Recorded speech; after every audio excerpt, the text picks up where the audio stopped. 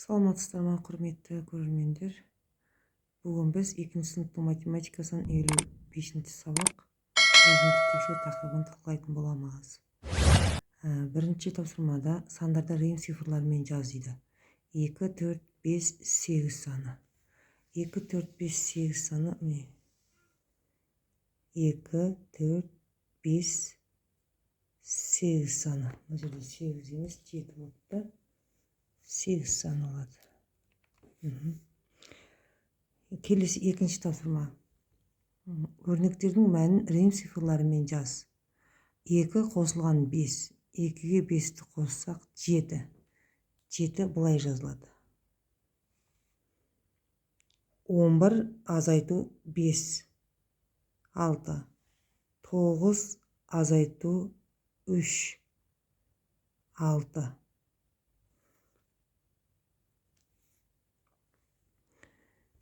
Келесі тапсырма. Екінші есеп.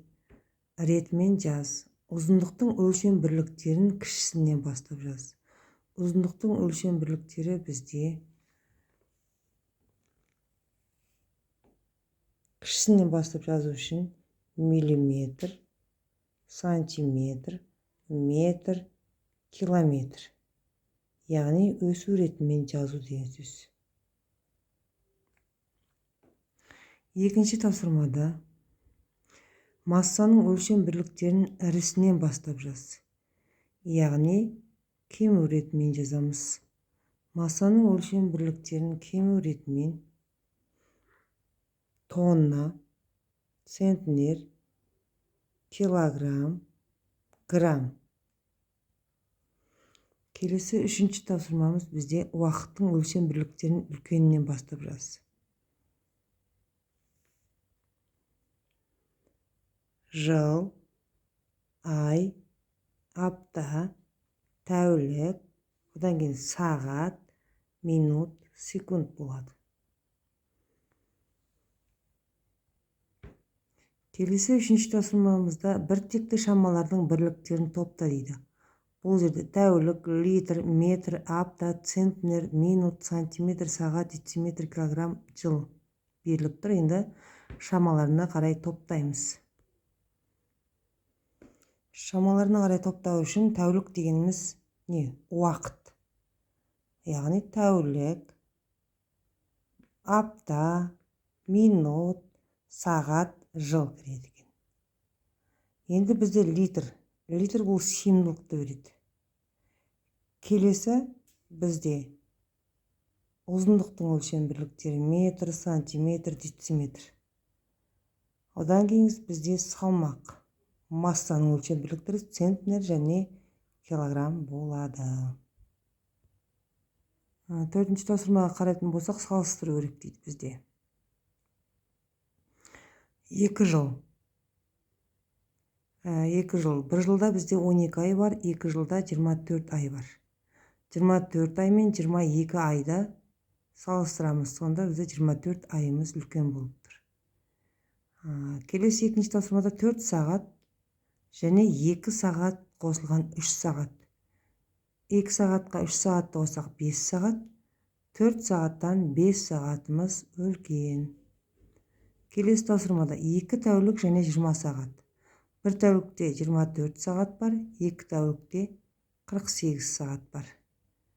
48 сағат 20 сағат, яғни 48 сағатымыз үлкен болады.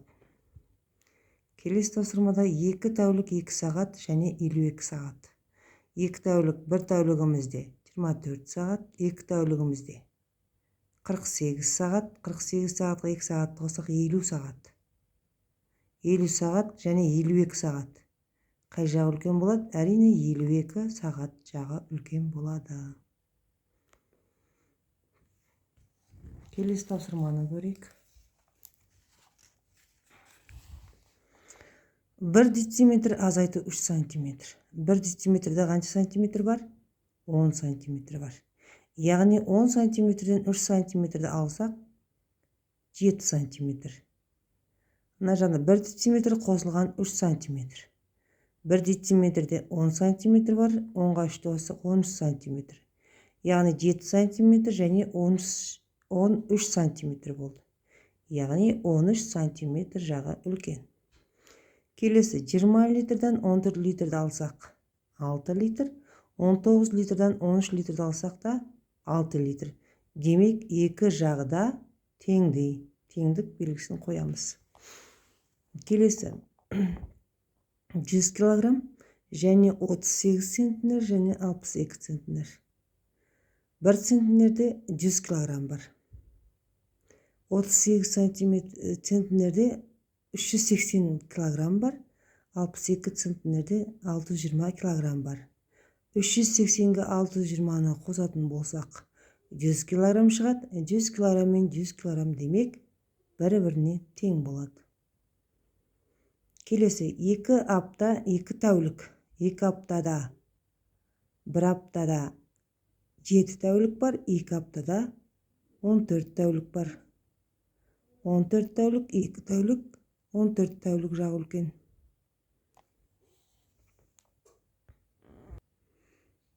Келесі 5-ші есепке баратын болсақ, ұзындықтың қай бірлігімен өлшеген қолайлы екенін жаз. Өз бойының ұзындығын, яғни сантиметрмен өлшегеніміз қолайлы. Болмаса метр және сантиметрді өлшейміз, Одан кейін қаламның ұзындығын сантиметрмен өлшейміз.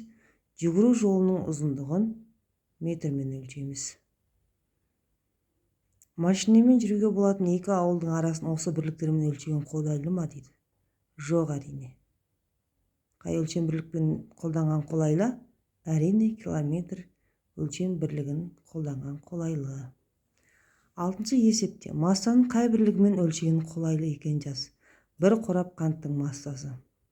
Бір қорап қанттың массасы бұл жерде килограммен де, граммен де өлшеуге болады.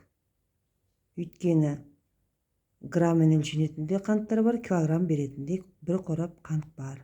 Бір қап күріштің массасы бұл әрине килограмм өлшем бірлігімен беріледі. Бір машина көмірдің массасын осы бірліктермен өлшеген қолайлы ма, қалай ойлайсың? Жоқ, әрине. Бір машина көмірдің массасын біз тонна бірлігімен өлшегеніміз қолайлы. Келесі 7-ші есепте былай дейді. Бүркіт 46 жыл тіршілік етеді. Жапалақ одан 31 жылдай аз, ал қарға жапалақтан 44 жылдай ұзақ жасайды. Қарға неше жыл тіршілік етеді? 7-ші есептің шешуіне қарайық. Бүркіт 46 жыл тіршілік етеді. Жапалақ сол бүркіттің жасынан 31 жылдай аз демек, яғни азайтамыз.